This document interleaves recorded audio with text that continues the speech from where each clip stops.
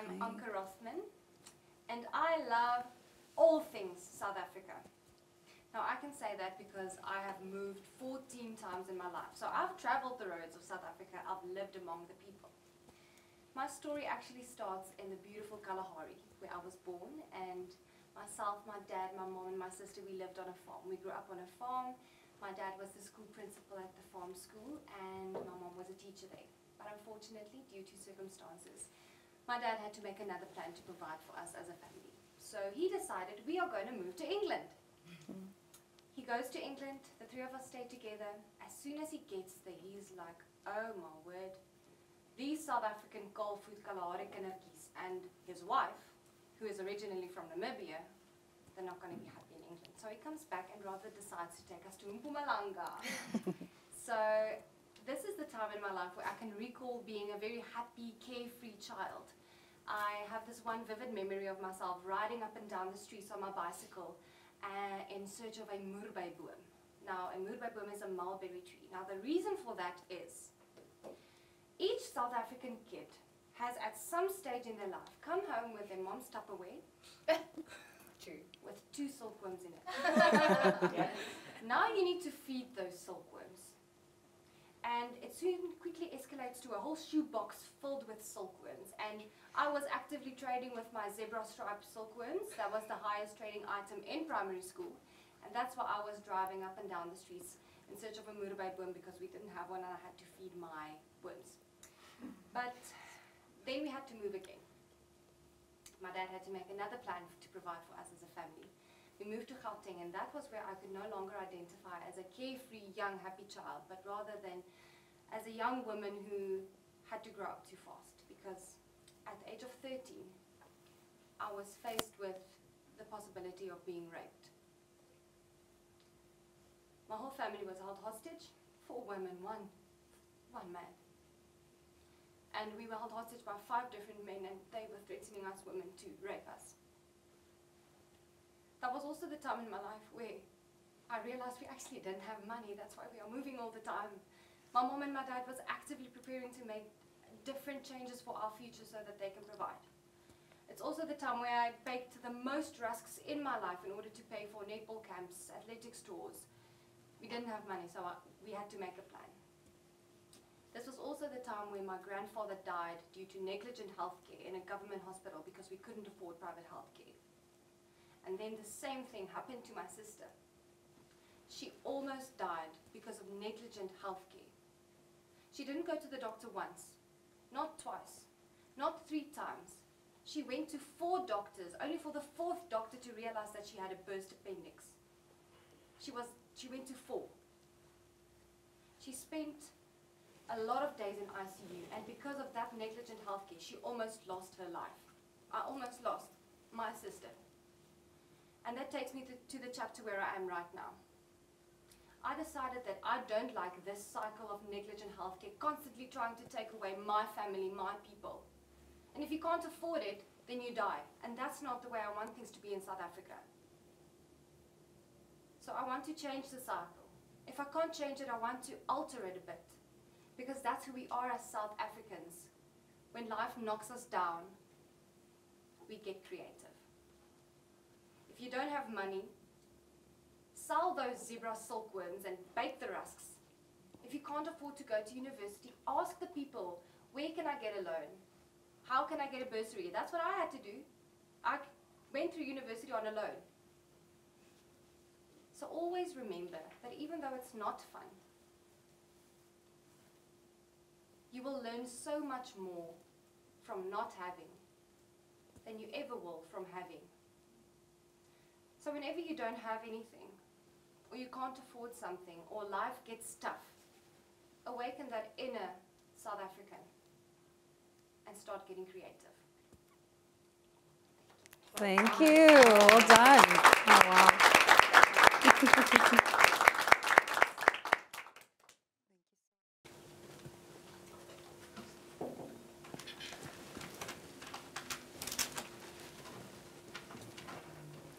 Growing up South African Indian, I was blessed with a rich cultural heritage that spans generations.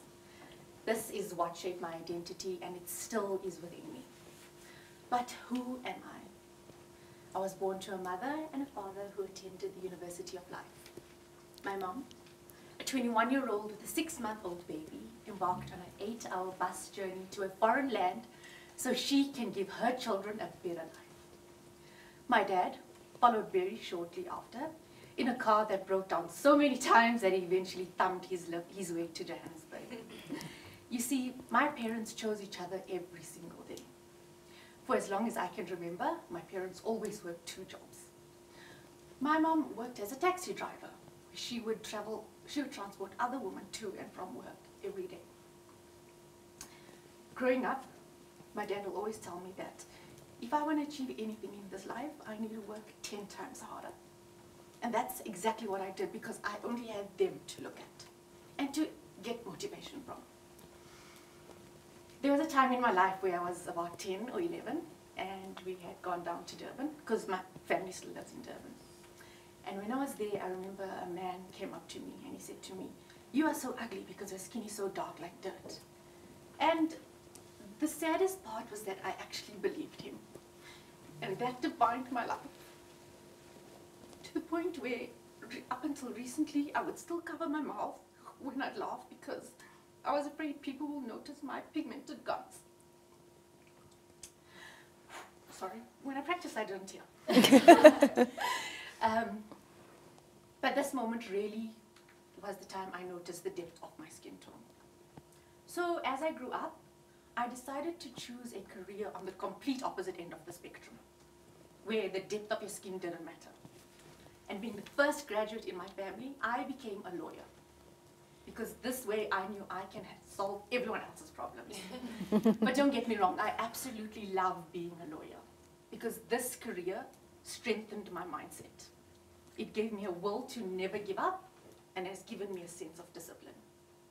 And after working 7 long, hard years to become a lawyer, I was still asked, "Are you sure you can do this? Do you have the strength? Do you have the courage? You know, this is not a glamorous job." Because I had an interest in modeling and I had an interest in pageantry. And eventually, I was labeled as a woman with just a pretty face. And as you can imagine, this was very confusing to me. So I took a reflective pause, and after a couple of years, I quit my job the day before I submitted my entry video to Miss South Africa. Because this position in my life felt as if I was stuck in a music box that only came alive when everyone else pushed my buttons. And I made a decision to become the author of my own life. And I want everyone who follows my journey to experience all the beautiful things that a woman can be. Whether she decides to be a model, a teacher, a lawyer, a CEO of a company, a cleaner of that company, she's a woman with a vision and dream for her life. She can also be an amazing wife, a phenomenal mother, because it's not about what you look like. It's about this, what's inside of you. It takes you to unlock your power and your confidence, because it's about what you think of yourself. So, who am I? My name is Bryony, and I'm a normal South African girl. I grew up in an average home, to a small family. I'm funny, sometimes. I'm kind, but I am strong. I believe in myself. I love myself, and I will follow myself wherever I go. And just as my parents rose above their circumstances, I am doing the exact same thing. And by me standing here alone, people who look like me now finally have someone that they can look up to.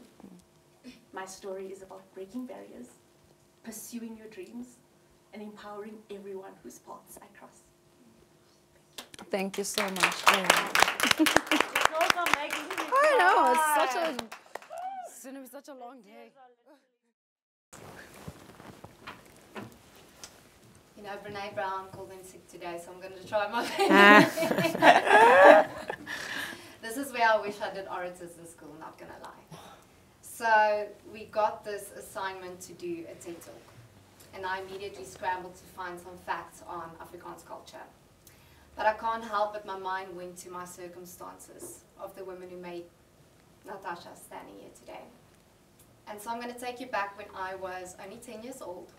Something I don't think many of you know, but did pageants every single weekend and kind of also been a little bit scared sharing that with the world and the narrative that came with it.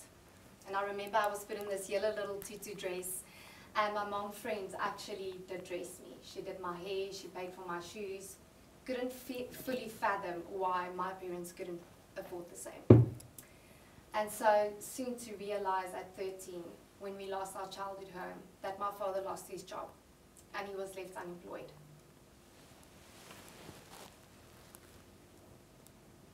At 16 years old, my father passed away, and soon came the responsibility with becoming independent. Everything that I got, everything that I wanted in life, whether I wanted to study, get that car, the same as my friends, I had to work for. People won't notice the late nights, the early mornings, the self-doubt, the failures, the obstacles, the risks taken, and the money invested. They will only see the results and call you lucky. I started my Miss South Africa journey back in 2020. Didn't really love the idea of being vulnerable. I was scared of being vulnerable, and we had to do this documentary, kind of like diary cam. And so we had to tell a little bit about our backstory. And you know, the social media guy comes to me and he's like, I need you to tell me where you come from. Who made you who you are? And I sat there 3 times, not being able to get a word out. Not realizing that I did not deal with my childhood trauma, but knowing I'm there for a reason. I had to go to Miss Universe after Zosie as the first ever second runner-up, and really face the disappointment of the women not being able to place in front of the whole world. And depression followed. I want to ask you guys to raise a hand. Who has lost a parent? That's why I'm crying. Who has been financially excluded in their lives? Who has dealt with depression? Worked extremely hard and didn't get the desired outcome. So I started therapy 2 years ago. Still have my therapist. Shame. Poor lady. I feel sorry for her. And soon realized that pain is universal. Change is universal. Faith and disappointment is universal. But hope is ultimate.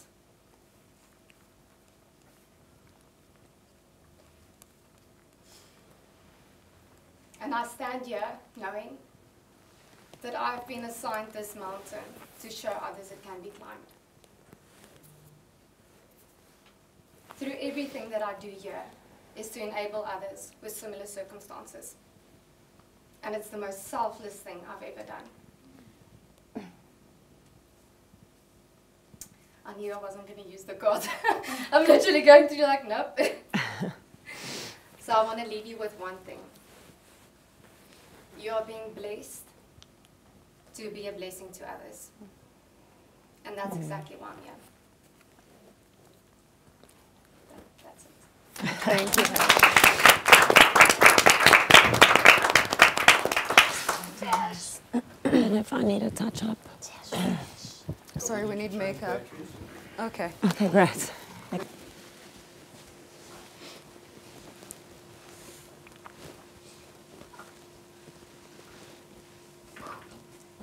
Good morning, everyone. Good morning. I want us to close our eyes. Take a deep breath in for me. A deep breath out. And I want you guys to think of when you were a child. I want you guys to transport yourselves to the happiest moments that you had. I want you guys to imagine the smile that you had as a kid. How much freedom you had as a kid.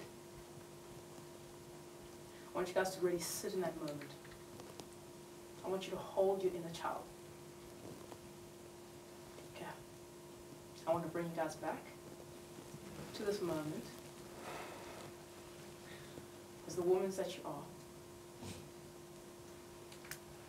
Take another deep breath in for me. And exhale. This message for me is for my inner child. Every day that I come into these doors, and everything that I do right here, is to really stand strong and firm in the woman that I am becoming. And that was not easy. As you guys can see, I'm pretty different from all the other women that sit with me. And that, again, I cannot stress how not easy that was for me. My granddad has a big role to play in this. When I went home, then good get us close in. And in that space, he allowed me to be the woman that I want to be the girl that I wanted to be. In our culture, we're not allowed, young girls are not allowed to be esbayin. He took me hand in hand and literally led me into the places that I'm not allowed to be in. He gave me my first konopkirki, induk. That's a man's tool. He said, this is yours. And he walked with me. He allowed me to herd cattle. Again, something that is for men. And every time when I would go home, and my dad knows this for certain, it would put me in such a joyous spirit because I could be who I wanted to be. And there were no bounds when I went home. So every time I got into the car, I got very excited that I could finally be myself. That school didn't matter anymore. That the people at my school wouldn't make fun of me anymore about the way that I dress or how I chose to walk or presented myself.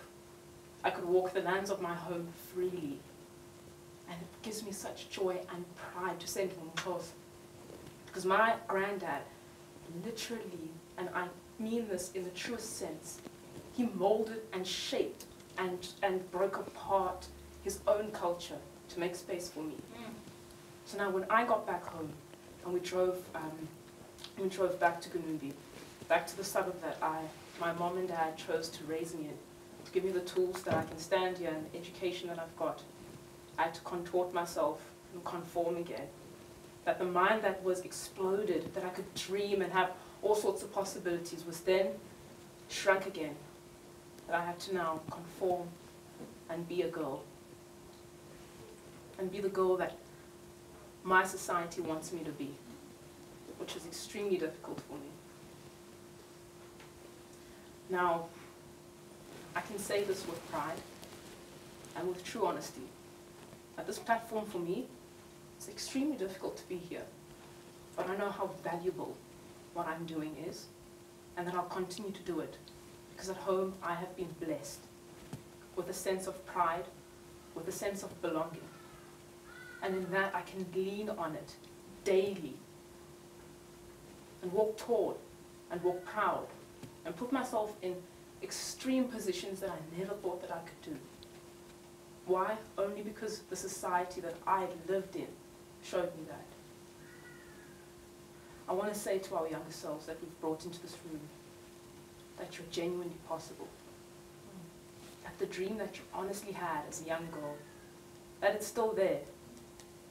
You and yourself have to have that conversation.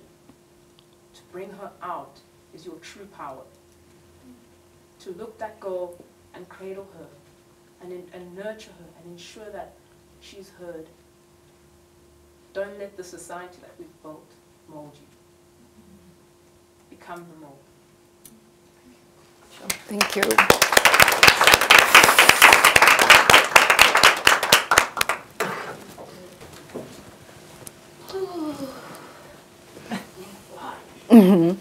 I know.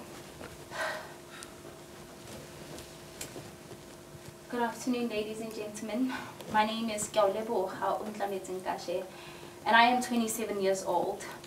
The number 27 to me is quite significant because on the 27th of December 2019, I got on a plane on my first international flight to start a life abroad, a life in China. I was tired, demotivated. I had just lost one of the most important people in my life, my deputy mom. And I went on a quest to find myself. I remember sitting in that plane, I said, God, even though I don't know the direction of this new path or this chapter, I'm praying that you show me my purpose. Lead me in the way in which I should go.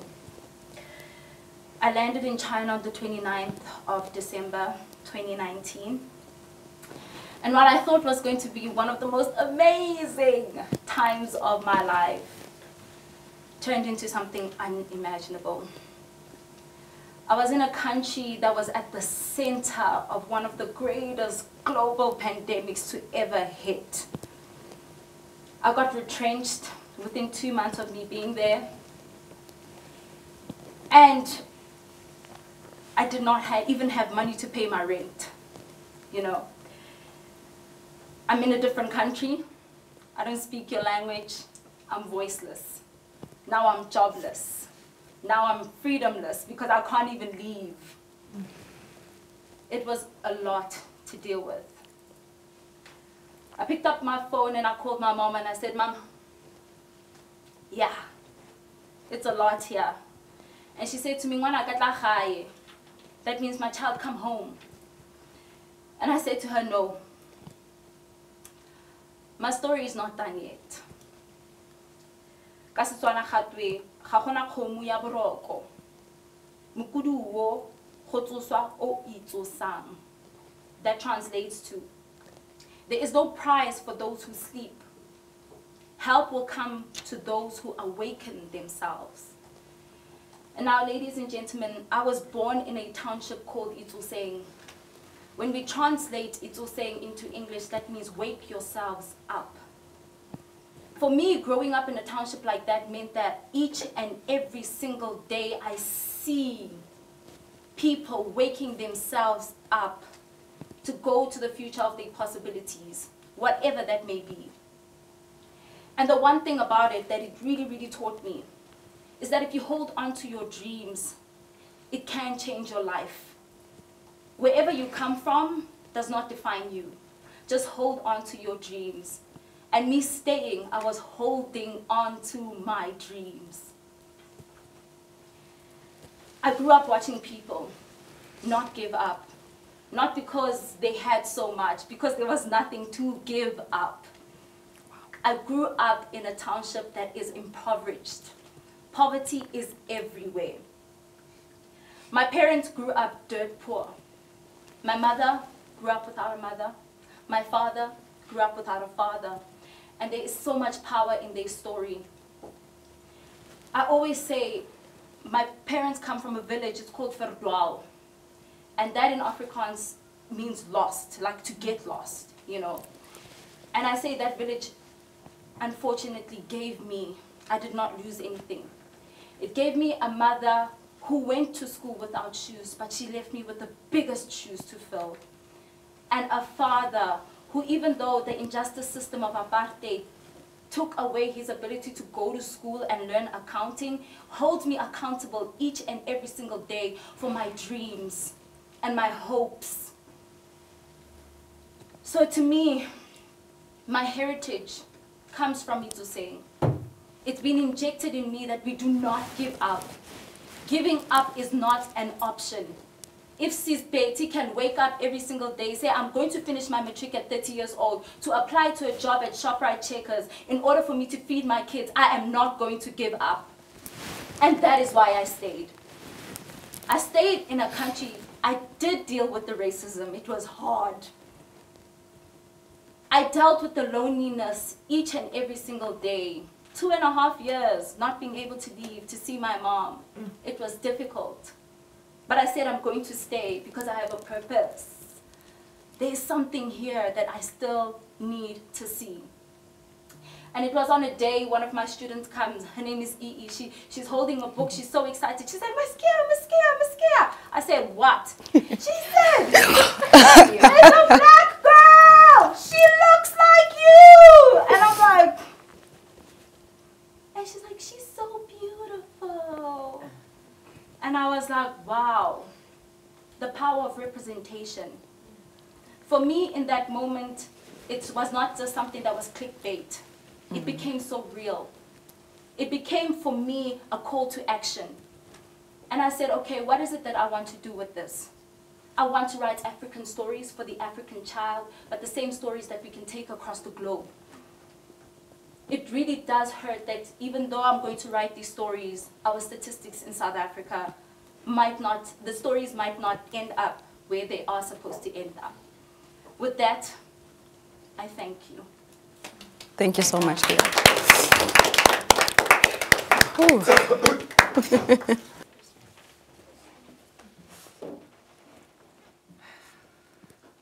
good morning, everyone. Hello. Today I stand before you and I want to pose one simple question. Who are you? And I want you to really think about it, because I'm going to try to answer this question myself. And I'm going to be completely honest if I tell you that this is a difficult thing to do. Not because I don't know who I am, but I feel for the first time in my life, I really truly do. I think there are so many things that shape us into the people we are. If I think about myself, it's about the things that I go through as a person. It's my family, it's my values, my beliefs, the things that are important to me. But I do think in order for me to tell you who I am, I'm going to share my life experiences. And for me, it starts with early childhood. And it actually starts in primary school. Now, growing up, and even as I'm standing here today, I've always been known as the tall girl. And yes, I'm finally at a point in my life where I can embrace who I am. I love being tall because I really feel that this was God's way of telling me, Anay, I told you you're going to stand out. And if you don't want to realize it, I'm going to show it in your height. So here we are. But I must say, when I was younger, it was really difficult for me. In primary school, I was always the tallest. And yes, even taller than the boys. So I constantly had to be placed in the back of the class so that others won't struggle to see over the top of my head. Or constantly trying to shrink myself to not stand out that much and still fit in amongst my friends. And that really was very difficult for me, because I constantly had to feel that I had to prove myself. And I think we all struggle with that at some point in our lives. If you are a little bit different, you feel that you have to do something extra to show that I do matter. And you have to see me, even though I am different. Yes, I am at a point now where I can embrace who I am, but there are so many people that still struggle with this. It may not be your height. It can be something completely different. And all of us go through something like this. Everybody has that something within them that they are unsure and insecure about. Even if you are Miss Universe. True. But with this in mind, I know that this doesn't define who I am as a woman. Yes, there are many other stories I can tell. And I would love to tell you all about the wonderful family that I grew up in. My family, my parents, the people who love me and support me and embrace me for all that I am. But that's not what I want to do today. I want to share a story where I can feel that others can relate to me. And that's why I want to share another significant moment in my life. From a very young age, I've always known that I want to live and pursue a career where I can help and actively serve other people. And in high school, I realized that the way to go was for me to become a psychologist. So I was very lucky to do my degree in psychology and also my honors in psychology. And I had this plan for my life. We all had it set out. I'm going to do my master's, become that psychologist, and by the age of 25, my life is going to be set. I'm at the age of 25, and let me tell you, my life turned out completely different than I planned. Today I stand before you as a proud teacher, a degree that I never thought I would pursue, a career that I never thought I would see myself in. But now standing here, I cannot see myself do anything else. I love those kids, and I know that I touch their lives every single day. I inspire and bring about change, not in the way that I initially thought I would, but I do it in a much bigger and better way that I could ever imagine. The story I actually just want to share today is that you are enough. And even though life does not exactly turn out the way you plan, maybe that is the way to go. There is blessing in the redirection, and it took me 25 years to realize that. But at this point in my life, I truly know who I am, and I'm proud to stand here today and share my story with all of you. Thank you. Thank you so much, Annie. Beautiful.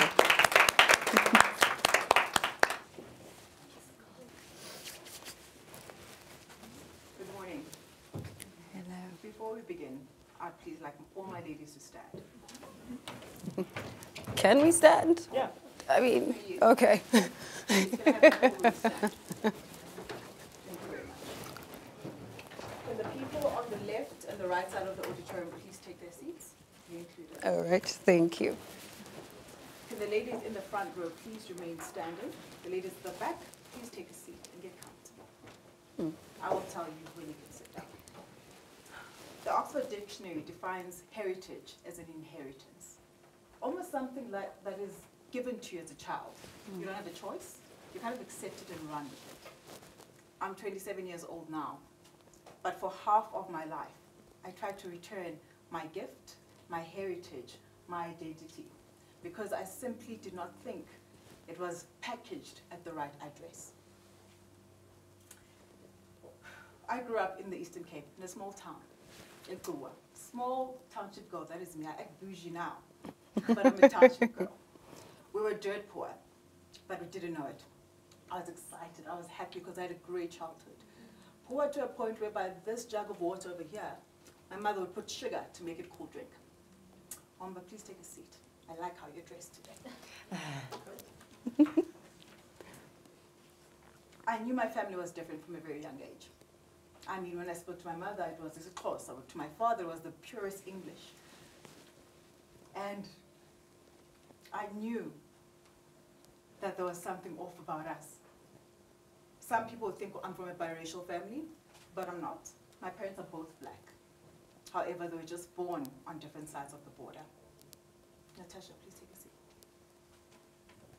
I was 14 years old, when my father got arrested for simply not looking South African. My mother went to the prison to try and bail him out, and they told her that they arrested him simply because he looked like one of those criminals. At 14, I decided I'm going to change my fate. I will denounce my father and my heritage in order to find protection and acceptance from our society. I was 100% closer. My father, who, to this day, that is the biggest shame and guilt I carry. And I will continue to carry that. Whew. I'm sorry. Anka, please have a seat. My story is not unique to just xenophobia. Anyone who has felt marginalized or treated unfairly due to gender, race, sexual orientation can relate to me. Where if you've ever felt in your life as if you've had to fight for your space, hide who you are in order to be accepted in any space, that is the story you and I share. Actually, Gia, please stand up again. I don't think I like the way your color looks. The turning point in my life came when I was 18 years old. I was going to university, and my father and I were at Home Affairs, just sorting out some documents. And again, he faced the same discrimination, ridicule, embarrassment in front of his 18-year-old child. I used to wonder, why does this man not stand up for himself? Why does he not fight? Why doesn't he say anything? And I asked him this time, Dad, what's going on? Why are you not speaking up for yourself? And he said to me, Melissa, they don't know. His heart was heartbroken, but he said this very sternly, but he was heartbroken. And in that moment I saw it was not a matter of he could not fight. He didn't know how to. He had no place to go to fight. He had no one to defend him. That is our story. I speak about xenophobia. I speak about a united Africa. And it's so hard to explain it to groups of people because it's something that doesn't affect the majority group. I am a black woman, but I am different. Racism was easier to understand because you could see the difference. It was visual. But how can you tell the difference when I look just like you? How do you see the difference if you can't see it? Yeah, please have a seat. I had to change my perspective from that time of seeing my dad's heartbreak and knowing I was also potentially the cause of that. I was both the victim and the perpetrator because I chose to keep quiet and deny him. I changed my perspective to say it's not a fight against xenophobia, but a fight towards a united Africa, where we accept each other. There is kindness, there is love, there is understanding, because that's where everything begins. That is where love begins. My fight is not to try and be insensitive to anybody, but to take up my space and say, this is exactly who I am, and I'm proud of it. I'm proud of what I've done and who I've become. South Africa has always been a love letter to my father, and more than anything, an apology. It's always been a big apology. So today, I'd like to say, Mr. Samuel Naimuli, I am so sorry. I am so sorry. But to my mother, thank you for teaching me courage, love, kindness, acceptance, no matter if people stood with you or not. You stood firm in your beliefs and in your love. And that is the legacy I want to leave behind by being here. They asked me, why don't you go enter Miss Uganda? Why? You're not South African. I am South African. I am African. Miss South Africa is not a title. It is not a crown. It is a job of service, of leadership. Leadership knows no bias. It doesn't discriminate. It knows no borders. You will help whoever is in need. You need to understand what the job is before you ask someone why they want to be that. So I'll carry on this legacy. And I will stake my claim in this position because this is who I am. My name is Melissa Nancy Kombi Naimuli, a proud South African and a proud Ugandan woman. Thank you.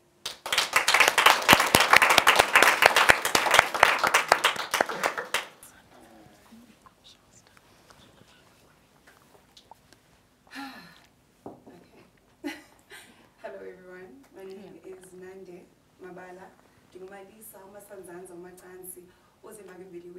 That is my identity. My dad made me recite it every morning before school, and although it felt tedious at the time, I welcome it now.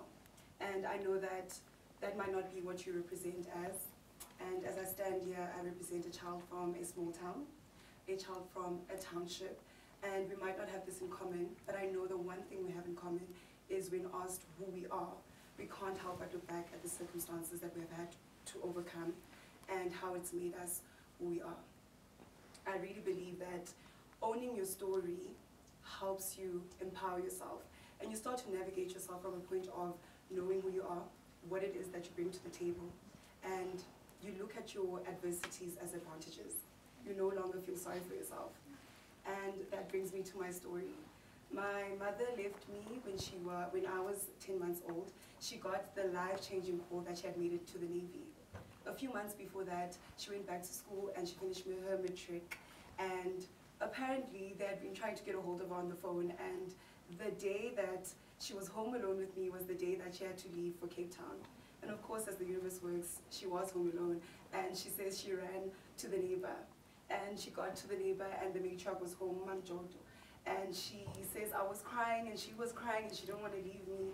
But Mam Jodo said to her, she'll never remember this moment. All she remembers is that you left and you carved a better future for her. So apparently I loved to say na na na na na, and I was crying and she left. And Mam Jodo promised her that she would look after me and her daughters would help and my grandmother would help. And I was raised by matriarchs. I was raised by a village of matriarchs, and they hadn't been to high school, nor did they have degrees, but they labor of love in making sure that I stand on this platform today, and I can speak with conviction and confidence, and be in platforms that they could never be in, is the reason why I'm standing here. They sowed so much into me, and it makes me really proud to stand here and represent them, and that's the point. My mom's strength in leaving me represented strength.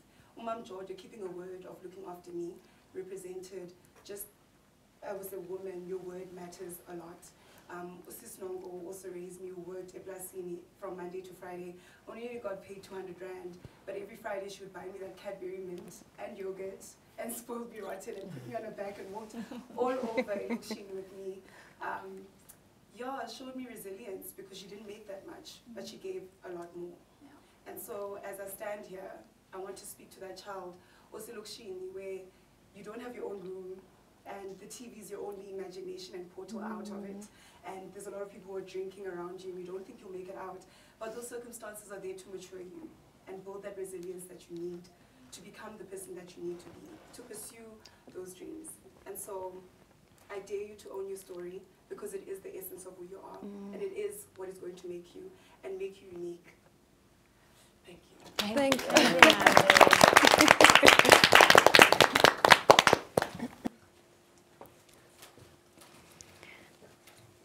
Ane, thank you so much for sharing a piece of your life with us today. Now we're moving on to the third finalist, and that is Jordan. Oh, really?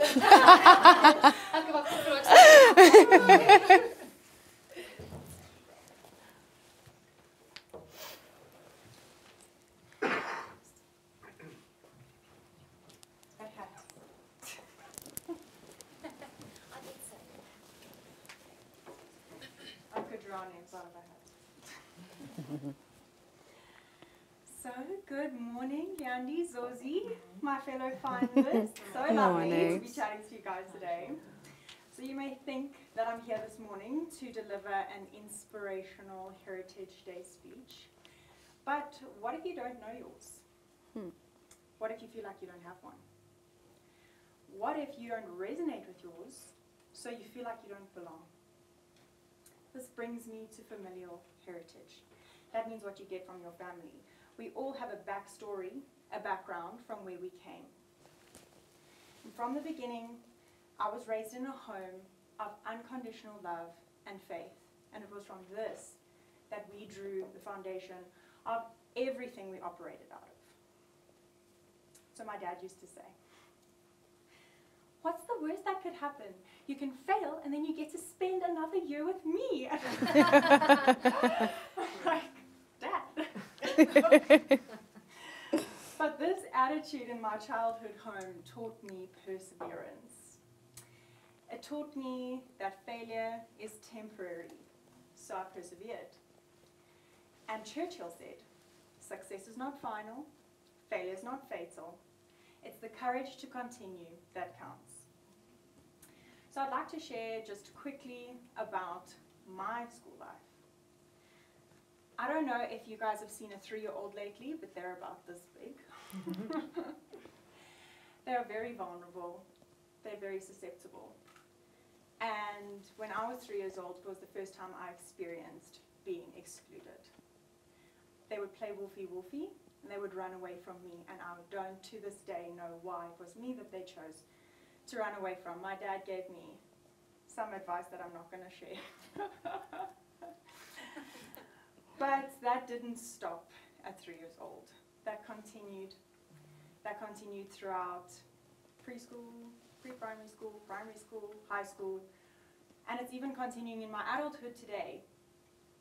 And so I would like to just say that despite my difficult school life, I knew where I was headed, I knew what I wanted to accomplish, and I knew I didn't want to live a life of mediocrity.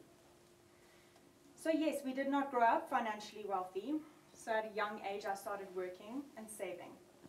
I knew that if I wanted to achieve my dreams, I had to work for them.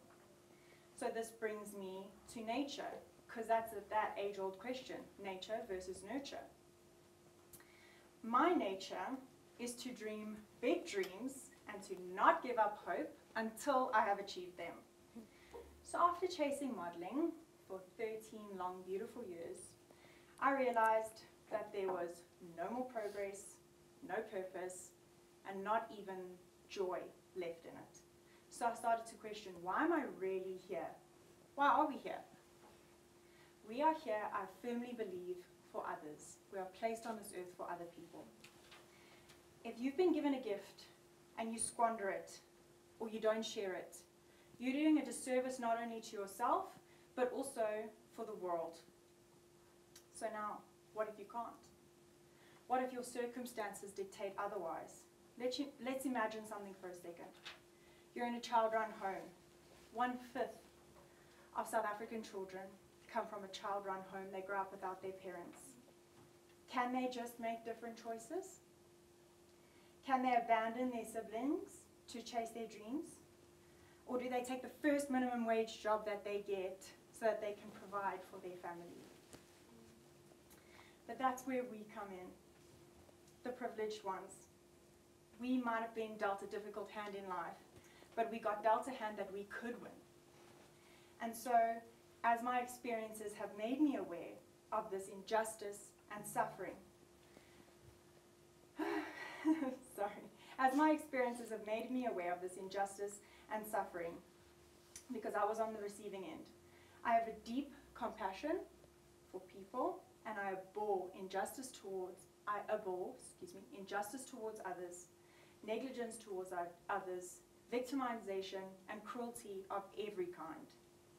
That's why I wake up every morning and I make a small difference.